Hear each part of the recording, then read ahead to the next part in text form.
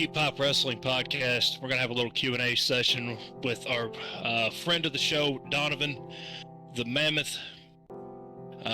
Again, welcome. This is your mom's favorite podcast. And welcome back, Donovan. Yeah.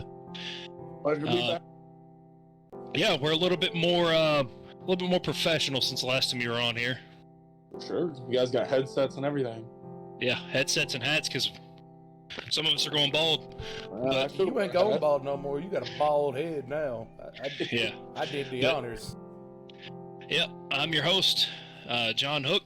This is Dakota Allen, my co-host, and our brand new co-host. I don't think he got a proper introduction the last time. Joel. Howdy, howdy. But if you look over here, we got a couple guys that are kicking our asses in the beard game. Thanks, guys. But yeah, we're gonna go ahead and kick off this Q&A session with Donovan. How do you bounce around your schedule with doing strongman, wrestling, and just general life stuff, like your job and like social life? It's tough. It's 6 a.m. to usually about 10 p.m. when I roll back into the house. So it's pretty go. Just got back from Alabama a couple weeks ago after doing a strongman competition. Then tomorrow I'll be back on OVW. So we'll see how that goes. Trying to get my win streak. I had a little 3-match win streak before losing it at March Mayhem, our last pay-per-view against Cal Hero. Trying to get back to my winning ways. I know since the last time you were here, you started looking in and taking some outside bookings from OVW. Have you taken any bookings doing that? And how does it differ from being at OVW? Yeah, I took one at Kiowa Wrestling. I went out there and wrestled a guy named Nick Hamrick, I believe his name was, Handsome Nick. It was a lot of fun. It was my first show outside of OVW. It was different in the fact that, you get to play the crowd a lot more than if you're working TV. Because if you're working TV, you kind of got more time restrictions and stuff like that. So when you're actually working and the promoter just tells you, you got 10-ish minutes, then, you take your 10-ish minutes, which, me and Nick went about 11, I think, and then the second match went about 25. So they kind of took that leash and ran with it a little bit, but it was a ton of fun. Yeah. Was that a title match? It was not. He actually was a champion at the time, but wasn't for the championship. Too bad, too, because I did win. Wow. It's not like they shafted you on that one. Nah. How did your strongman show go? I took third. I set 2 records at the place, so that was cool. The 2 guys who beat me, one was a heavyweight pro, which I just looked at his Instagram videos the other day, and he was incline benching 495 for a double. So can't be too upset about losing to him. Then the other guy was the reigning 90-kilo world's strongest man, and both of them pulled 1,000 pounds on the deadlift. So I was. What kind of deadlift were you pulling? 16-inch Hummer tire. Okay. Yeah, which I pulled 841 and tied for 5th. So I was a little disappointed, but yeah, we had a 960 car walk. Okay. I ran it in 14.02 seconds. Second place. 50 feet? Yeah. And then second place was in 43 seconds. So I beat them by more than triple. And then I also set the record on the Fingal Fingers and won that event. Fantastic. Oh, yeah. That's a tough event, man. This is a surprise. People who aren't doing that event and just watching it, I think, underestimate how much just cardio goes into that event. Especially if you're a bigger boy, if you're walking around at really anything above 250, that'll win quick. Yeah, that's why I finished it in like 18 and a half seconds, because I'm like, I don't want to be doing this for long, but get out of the way, man. No. That's fantastic, And that sounds like a really fun competition. Yeah, it really was, because we had a bar Viking press. Okay. I hit 11 reps on it and got 7th. The dude who took first place hit 22 reps and strict press all of them. I was like, oof. After that event, I was kind of thinking, I'm in the weeds here a little bit, but I bounced back and got back on the podium, so.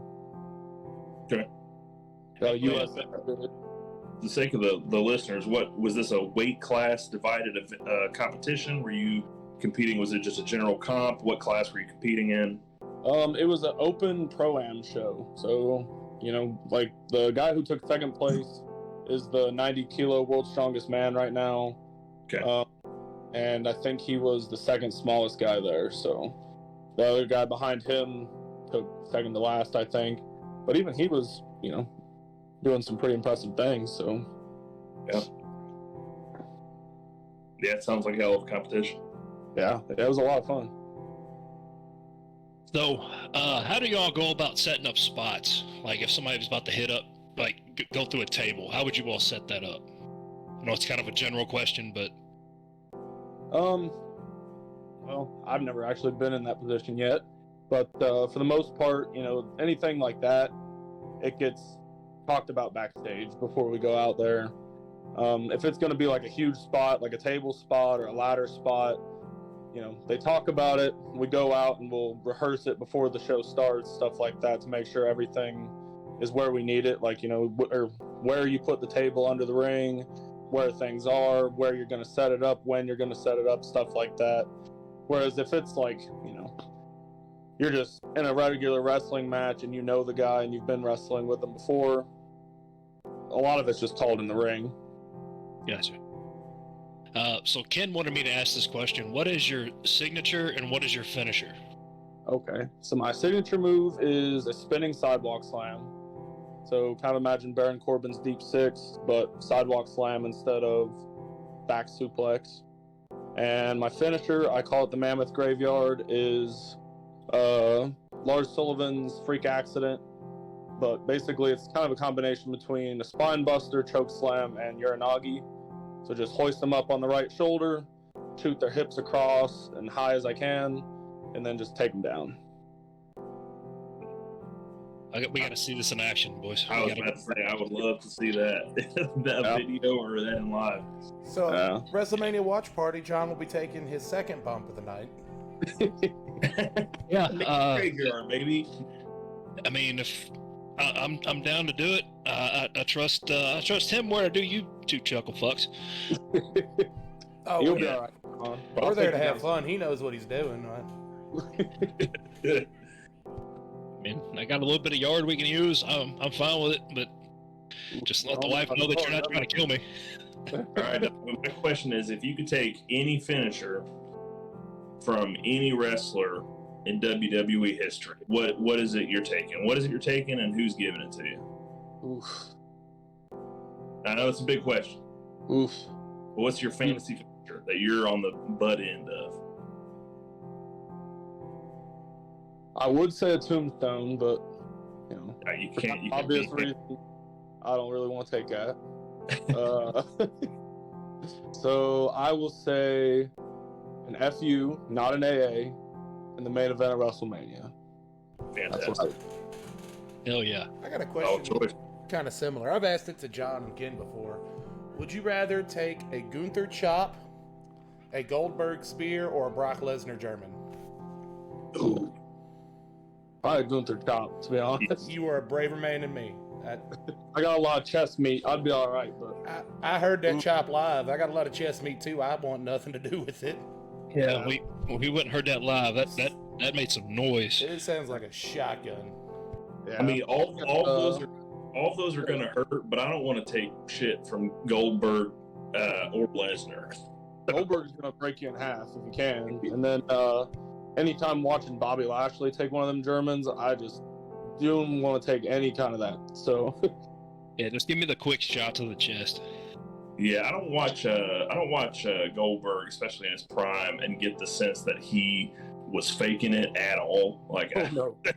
Well, don't you listen to Bret Hart? He's the most dangerous worker that ever existed. All right. Yeah. If you ever get a chance, listen to Bret Hart complain about Goldberg. Yeah. I don't get this watching Goldberg that he knew he was supposed to pull those. Yeah, that or asked Undertaker about wrestling him now. Oh shit, I bet. He damn near killed him. I try to forget that match ever happened. I'm gonna be honest. Yeah. It was hard to watch. Yeah, Goldberg's a brute, man. I honestly, Goldberg would be the last on my list of that. I'd take the Chopper. I mean, Lesnar's brutal, but he's a professional, so I mean, shit, man, that's a good answer though. What would be, Donovan? What would be your dream match if you ever can have a match against somebody? Who would that be? I'd love to have a match with Undertaker in his prime. Would have been an absolute dream. The Undertaker's always been my favorite, always will be my favorite. Other than that, as cheap as it might sound, I'd love to face John Cena at WrestleMania. A lot of people trash John Cena and everything, but I think John Cena is probably the best worker in WWE history, I would say. Because, people trash him for his 5 moves of doom. They trash him for not being a good wrestler, and I say he didn't need to be. So, if all you got to do is 5 moves of doom and sell to the crowd and know how to work, why do you need to wrestle? That's a good point. No. Good point. Yes, the big show, he'll tell you he's the strongest person he's ever fought. Yeah. That'd be the easiest match you could ever work in, I bet. So. Yeah. Who's your dream tag team partner? Ooh, dream tag team partner. I mean, you could double dip on the Undertaker thing. That's cool with me. Yeah, I mean, I would love to. It wouldn't necessarily be a tag team, but 2 things would be a trio with the Brothers of Destruction. Hell yeah. Or a trio with the Viking Raiders and rename them the Horde. Just because I love the idea of it. Dude, you'd fit right in with them, honestly. Yeah, I would. I'd pay big bucks to see that show. Man, that'd be a solid trio too. Be a lot of moving weight in that ring. A lot of big meaty men slapping meat. You need some big opponents though. So I'll build off of Hook's question. Let's say you're fighting with the Horde as a member of one of the 3 of the Horde. Who are you fighting against?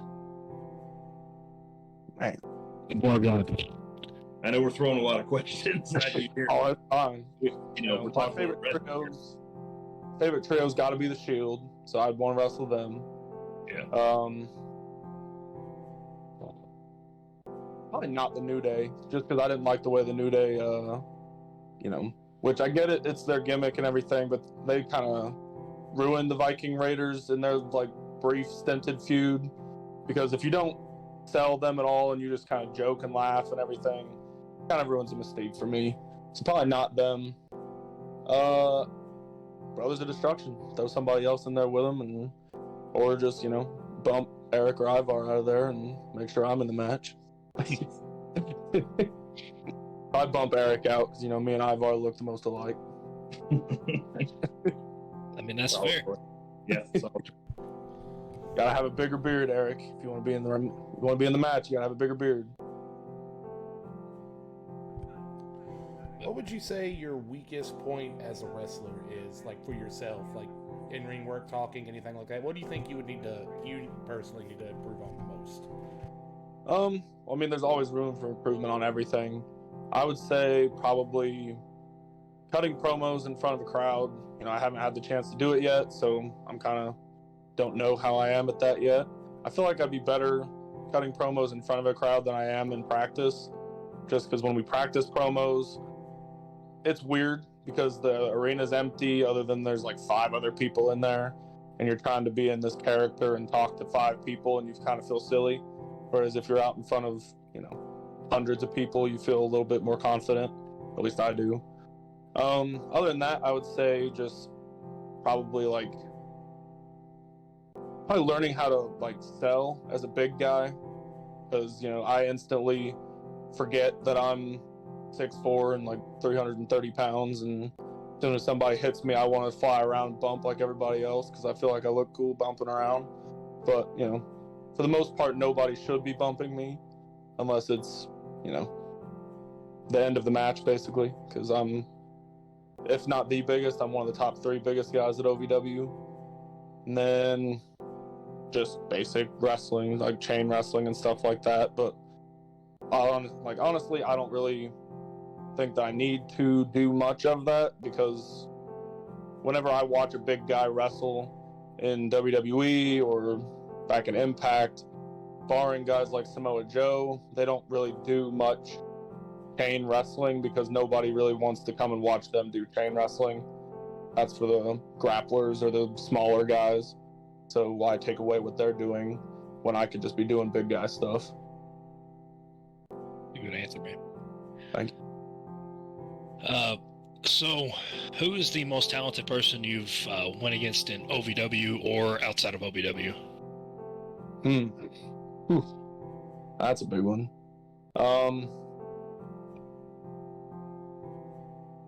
Most talented. I would say it's a tough one to call, but I would say Cal Hero has a huge upside. Dude's only 21 years old. So, you know, he's the fanny pack kid, and he really is just a kid. The dude is a fantastic worker. Really knows how to sell to the crowd, cuts great promos, and knows who he is as a character, and really just works it, which makes working against him very easy. Because, you know, with that last pay-per-view at March Mayhem, we got to cut little promos before going out to the ring to wrestle, and cutting a promo about Cal is super easy because he's well-defined in who he is, what he is, and working with him was just very easy because, like, for the weeks leading up to it, I would go out and wrestle, and the crowd was cheering me, they liked me, and then for that match, I was the first guy to come out, and the crowd knew I was facing Cal Hero, and they booed the hell out of me. So I got to work myself as a heel, which really made me happy. Because I'm out there, and I was like half expecting the crowd to be, you know, kind of 50-50 because they'd been cheering me.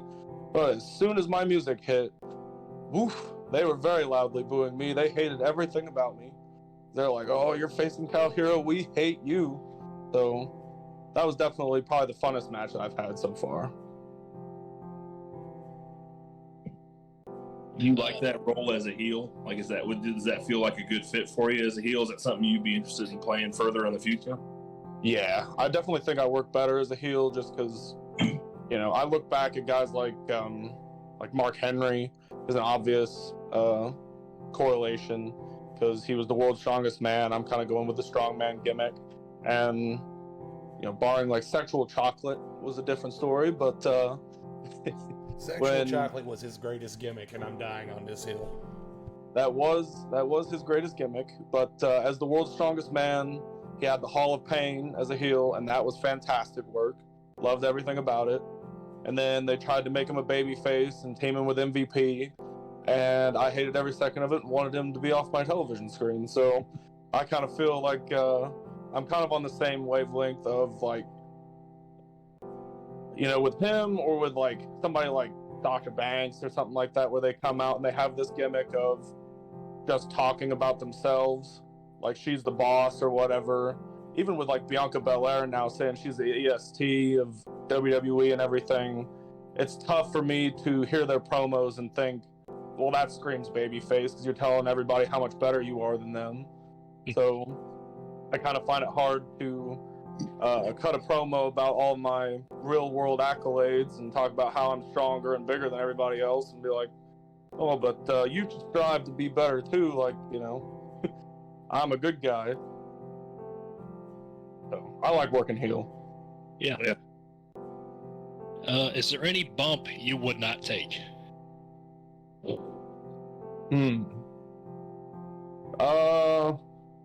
Not really. I mean, it would depend on who's giving it. If I know the guy, I'd take just about any bump as long as I trust him. If I don't know the guy, there's a lot of bumps I wouldn't take. And then obviously if the guy's, really small, like I was at that Kiowa show, and there was a guy, I don't quite remember his name, but he was probably, 5'9", 5'10"-ish, and his finisher was a spear. If I was wrestling him, I'm not taking that. You're going to have to do something a little bit more impressive than hit me with a spear, because it would make no sense for somebody who's under 200 pounds and under 6 feet tall to spear and beat me. So that would be that. And then also, I wouldn't do a shooting star press again. The last time I tried that, I landed right on the top of my head, Brock Lesnar style, and saw stars for about 5 minutes. So I won't take that bump again. Yeah, that's completely fair. You can do a shooting star press. I'm over here struggling to get off a couch. Yeah, really hurt my feelings because I had done 2 before that one and nailed them perfectly. So I was like, I hit moonsaults. I'm like, well, it's kind of like a moonsault, but you just jump forward instead of backwards. Nail my first 2, have my coach watch, and land right on the top of my head. And I'm like, well, never doing that again. Damn. No. Well, we're gonna go ahead and wrap up this Q&A. I think we've hit just about everything we can possibly ask this man. Yeah, Donovan, was great having you. You're welcome back anytime. Awesome. Make sure you give us a follow on Twitter at Cheap Pop Podcast, on Instagram at the Cheap Pop Wrestling Podcast, on Facebook we're under the T&J Sports Podcast, and make sure you give us a follow on TikTok at the funniest name you will see all day at Pop This Potty for the Cheap. So Hook signing out. One last thing before we go, Donovan, you got anything you want to plug for your own socials, how people to see you, get a hold of you, and what's the next OVW pay-per-view kind of thing? Yeah, my social media is cinco55cinco.cecil on Instagram. I think it's ASM Donovan Cecil on Twitter. And then our next pay-per-view is next Tuesday, is the Tuesday Night Riot. And then I am supposed to be on the show tomorrow, so not sure what I'm doing yet, but I'll be beating somebody up. So if anybody wants to come check that out, we are at the Davis Arena here in Louisville.